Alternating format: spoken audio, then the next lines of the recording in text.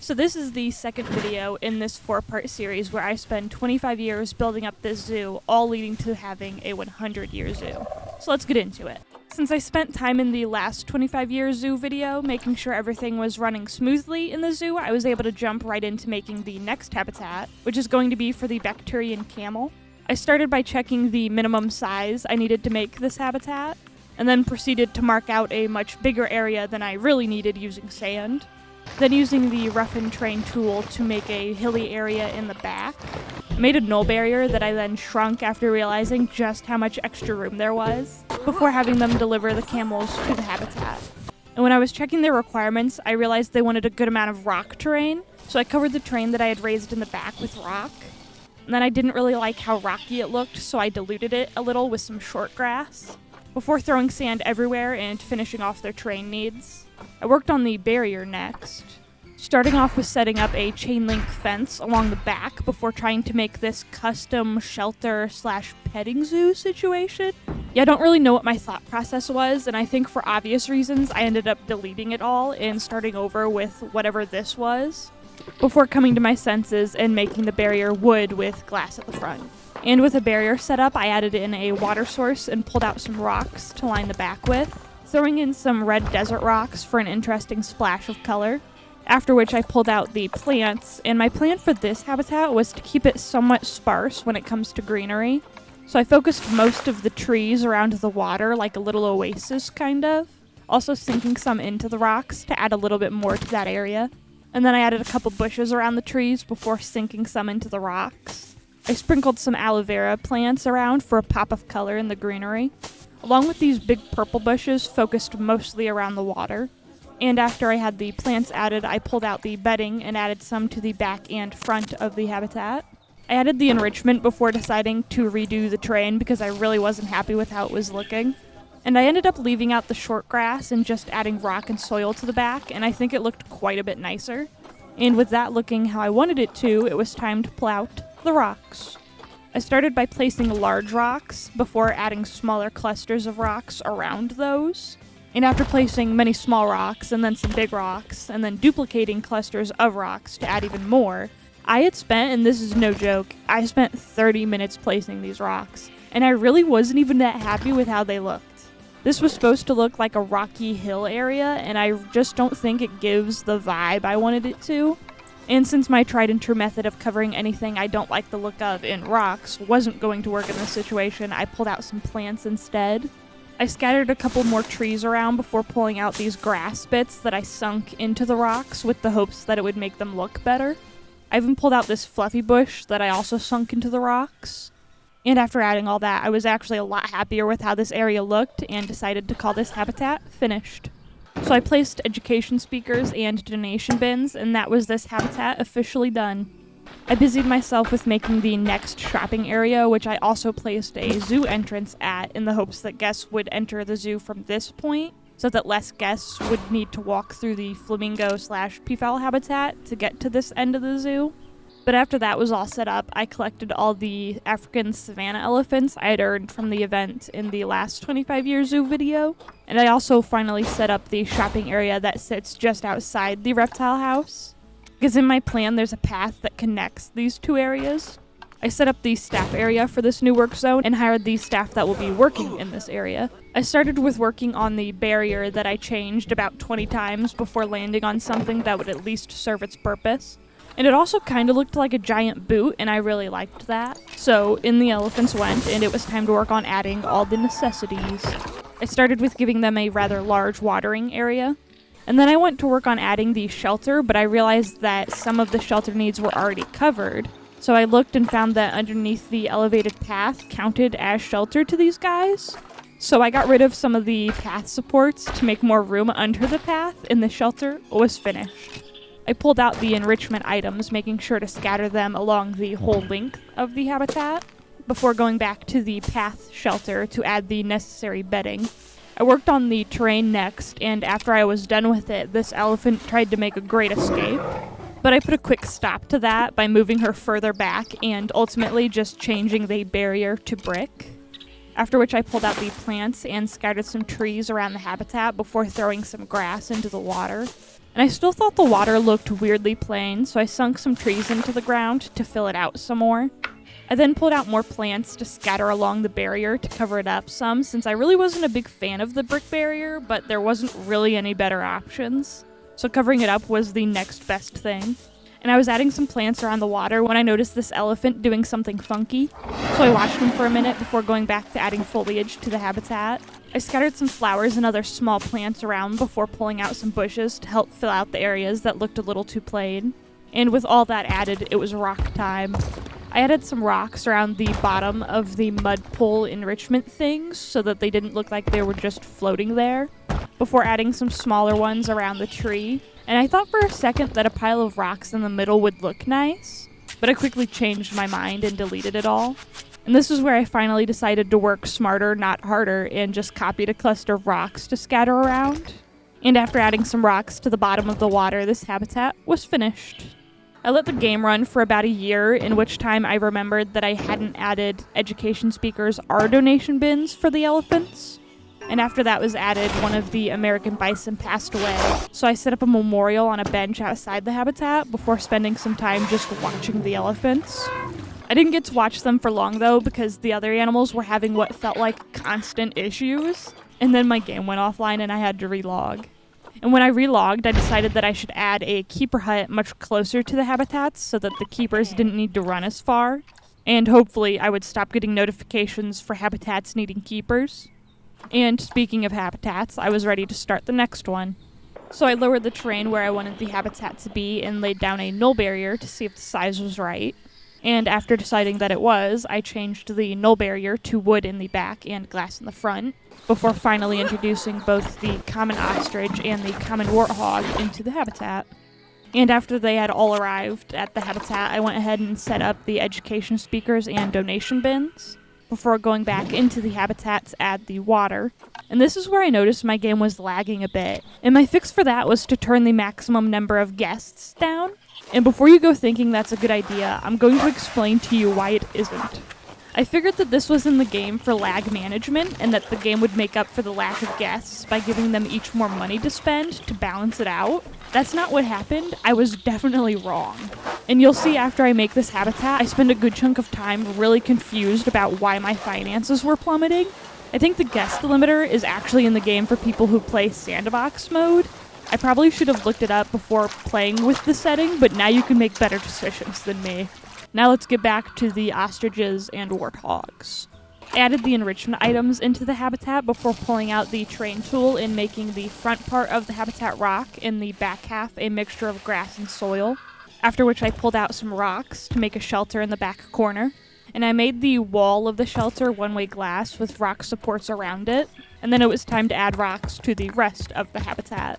I started with this cluster of rocks in the middle that I copied so that I could paste it around the top of the shelter, along with pretty much everywhere else in the habitat, mostly focused around the front viewing area. And after the rocks were in place, I pulled out some trees to cover up the shelter, because, to be honest, I wasn't all that happy with how it looked. But if I can't see it, it's not an issue. I also noticed at this point that I didn't add rocks to the water, so I went ahead and did that before scattering other plants around the water as well. And I decided at this point that I wanted a little greenery mixed in with the rocks, so I found this elephant grass that after sinking into the ground was exactly what I was looking for. I added bedding to the shelter and this habitat was done.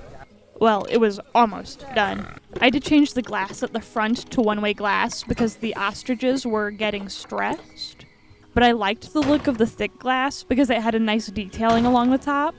So I replicated that with some wood logs along the top, and now this habitat was actually finished. And with just 3 new habitats, my zoo was taking up a lot more space, and I was pretty happy about it. What I wasn't happy about, though, was all the litter, so I tracked down a caretaker and moved them to the problem areas to sort it out. I also had more American bison brought to the bison habitat because the rest of them had died and it was just the male left, and he was lonely without more bison to keep him company. I added more one-way glass around the flamingo habitat because the amount of stressed flamingo notifications I was getting was constant. And this is where I first noticed that my finances were plummeting. And I thought that maybe the unhappy guests were a contributing factor to my less than stellar income rate. So I went about placing coolers where large crowds were gathering. I also noticed that no guests were going into the restaurants I placed, and then I realized that I'm a dingus who didn't attach any tables to the restaurants. So I made a very messy and temporary fix to that issue, before deciding to up all of the shop prices by $1 to try and earn more money, because at this point I still hadn't realized why I was so broke. And then finally, at the start of year 30, I realized that the reason I wasn't gaining money was because of the guest limit. So I brought it up to 8,000 and let my game run for about a year. And with the issue of money solved, I was very ready and very excited to jump into making the West African lion habitat. But not before a quick visit to my cheetah zoo so that I had the conservation credits to actually buy said lions.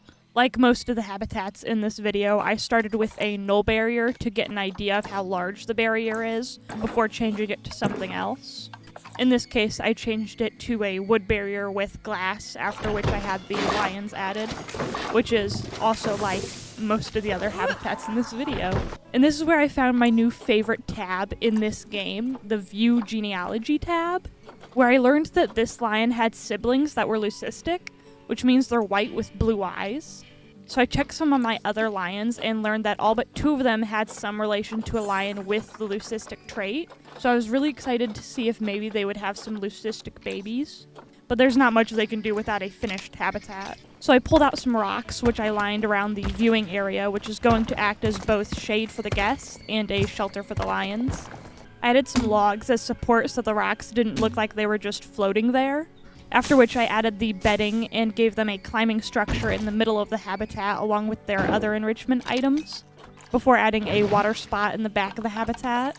And it was at this point that I went back to the elephant habitat to copy a cluster of rocks, which I scattered along the top of the rock shelter because I thought it looked rather flat.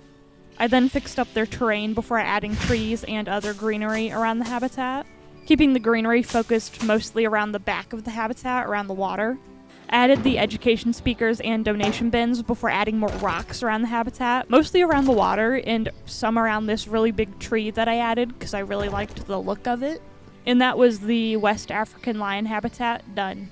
I let some time pass between this habitat and the next, in which time the only real thing of note was that one of the lions had babies. But let's move on from that and start the next habitat, which is going to be for the Gemsbach. And this time I didn't start with a null barrier.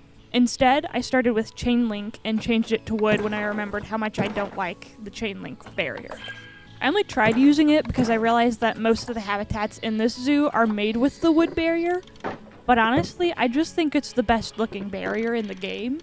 I also spent forever trying to get the window segments to look as long and as even as possible so it wasn't made up of a bunch of short segments. And after redoing it like 7 times, I got it to a point where I was at least satisfied with how it looked, and had the first Gemsbach introduced into the habitat. And I set up a shelter using the back corner of the habitat, after which I added a water pit and threw some bedding into the shelter. I set up all the enrichment items in the habitat before pulling out the plants, specifically the trees. And they had a surprisingly limited amount of acceptable trees, which really didn't work in my favor, seeing as I wanted to sink them into the ground to line the back of the habitat. But luckily enough, I found a rather tall bush that would work in place of a tree. And it was also purple, which I thought really added some fun color to this habitat. I scattered some other greenery around the habitat before moving to the side and making a cluster of desert rocks, which I made a copy of next to the other cluster of rocks I saved for future use. I took the rock cluster and added a lot to the water and a few patches elsewhere in the habitat before making the terrain more suitable for the Gemsbach, which consisted mostly of sand. And after that was done, I added the education speakers and donation bins, and that was a wrap for the Gemsbach habitat. I decided to let some time pass before I jumped into making the next habitat, because I had been breezing through setting up habitats, and there were only 4 more I wanted to add in this 25-year segment, so I figured I would take a break and let some time pass to enjoy watching the new animals and maintaining the zoo. Nothing of real note happened for a while, so I spent some time making sure every animal was being researched, and I also watched these flamingos all eating at the same time, which was very amusing. Also, one of the lions had a leucistic baby, which I was very excited about. He didn't look very excited though, but I certainly was. I also decided to rename him to King, because I just thought that was a fitting name. I also set up a new work zone for the security guards in the hopes that having them patrol smaller areas would help with crime in the zoo. And I figured it was about time to start making the staff and shop buildings look better, so I chose a set of walls and roof pieces that I liked together. And the only buildings that I didn't use the same wall and roof combo for were the zoo entrance and the restaurants outside the ostrich/warthog habitat. Eventually all the buildings were renovated, and I was really happy with the look of the zoo so far. But to really start making it look nice, I pulled out some trees and sparsely added a couple around.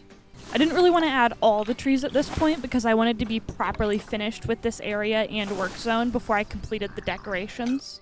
And I really wasn't ready to commit to that yet. What I was ready to commit to, though, was starting the next habitat, which is going to be for the Formosan black bear. I started by sinking the area I wanted to make the habitat and adding a chain link barrier around it before changing it to wood with thick glass for the viewing area.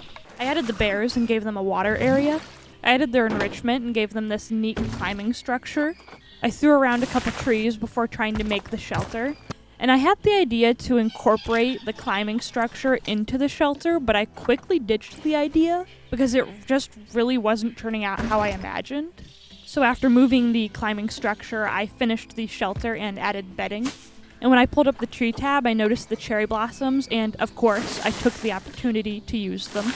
I also decided that I hadn't utilized covering up the back of the habitat with a ludicrous amount of foliage nearly enough. So I got to work doing that along with adding greenery to the water. And I really just went for it with adding stuff everywhere. I added stuff along the climbing area and along the barrier.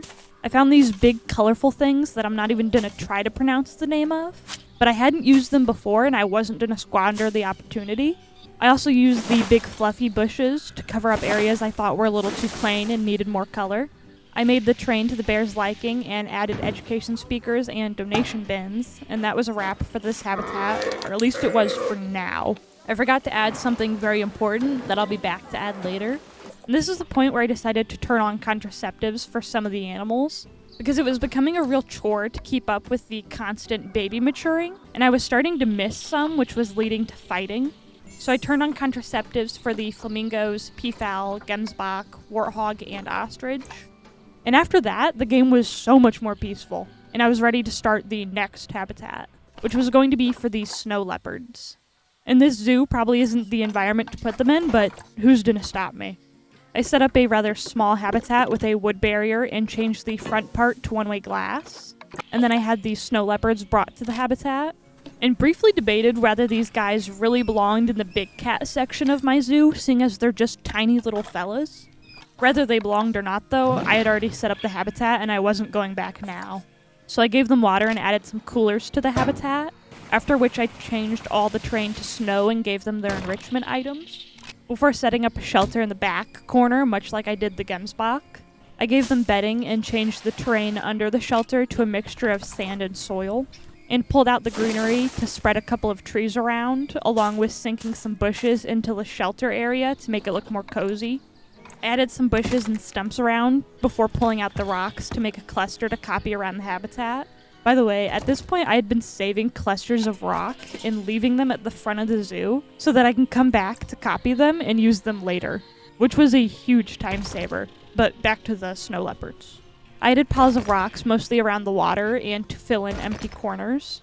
And after all the rocks were added, I put ivy along the barrier, added education speakers and donation bins, and this habitat was done. It was also at this point that I realized I hadn't added rocks to the Formosan black bear habitat, so I backtracked a little to right that wrong and sprinkled rocks around the water, barrier edge, and around the climbing structure. And now the Formosan black bear habitat was actually finished.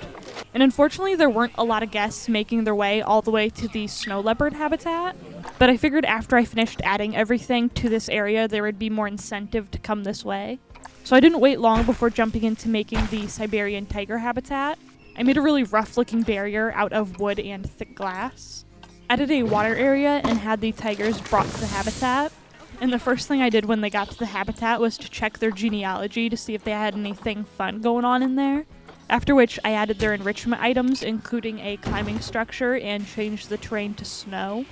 I started making a shelter, briefly getting distracted to give them another climbing structure, before adding the supports and bedding to the shelter. And with that done, I pulled out the plants and added trees and bushes along with ivy along the barrier. I did quite a few rock clusters around the water and climbing structure, along with placing some in the corner of the habitat. And the Siberian tiger habitat was done. You may notice I didn't add education speakers or donation bins yet, and that's because I forgot to. And I spent like a year getting B-roll of all the different habitats before finally remembering and going back to add them. Speaking of adding things, I wanted a little bit more traffic around the shopping area by the camels, so I added a new exhibit animal. I made sure to use an animal that made sense going in this part of the zoo, and since it was sandwiched between two African animal habitats, I went with the Goliath frog. And while I was there, I decided to lower all the prices by $1, because I had seen a few guests complaining about stuff being too expensive. And unhappy guests won't give me as much money, and if I want my zoo to survive another 50 years, I need happy guests. But for the time being, my finances were all looking really green, which means I'm ready to get into making the last habitat for this video, which is going to be one you've seen like 3 times before. I'm making another cheetah habitat. Because this is the big cat area, and despite cheetahs barely qualifying, they are indeed big cats. I kept the barrier simple, opting to use a half dome shape with wood barriers and one-way glass. I put down a transformer and water treatment facility by the habitat and had the cheetahs added.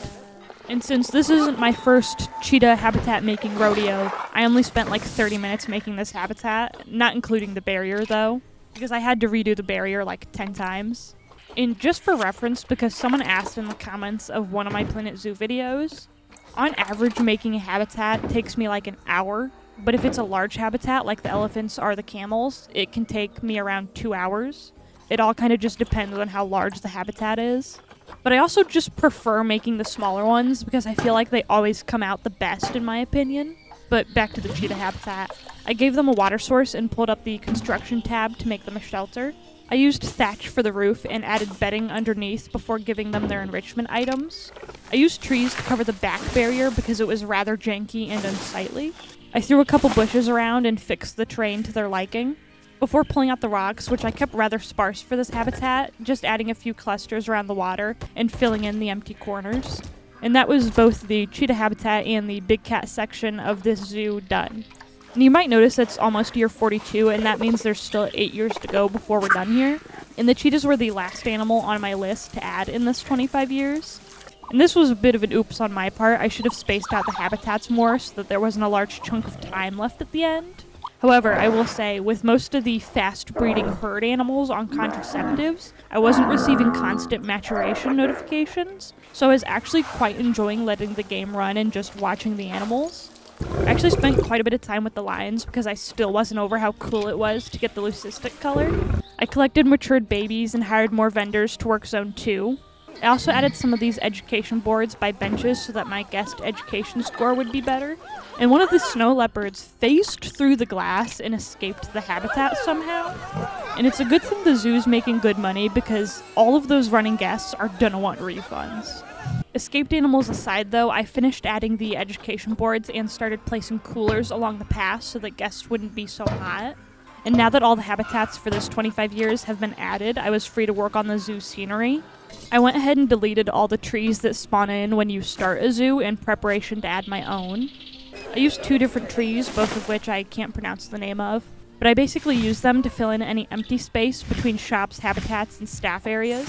And just as I was wrapping that up, my last Bengal tiger passed away in this tree, and I fully expected him to fall from the tree, and instead he just stayed up there. And I probably shouldn't have found it as funny as I did, but it was greatly amusing to me. I did need a new set of Bengal tigers though, so I went about doing that, and I specifically got this male because the zoo he was from was also selling white tigers when they were selling him, and I was really hoping that they were siblings and that he would have a parent who was leucistic, and I was actually happily surprised to see that both the female and the male had leucistic parents. I added a ludicrous amount of vending machines to the zoo, along with a ton more staff because some of the staff I currently had were having trouble keeping up with all the work. And by May of year 50, I had quite a nice inspector report. And pretty much the whole of year 50 went by without anything of note, except for at the end when a Gemsbach and Peafowl passed away on day 28. But other than that, year 50 passed over to year 51, and that was the end of this 25 years. I hope you enjoyed watching. If you did enjoy watching, maybe consider subscribing. I'll see you in the next one. Goodbye.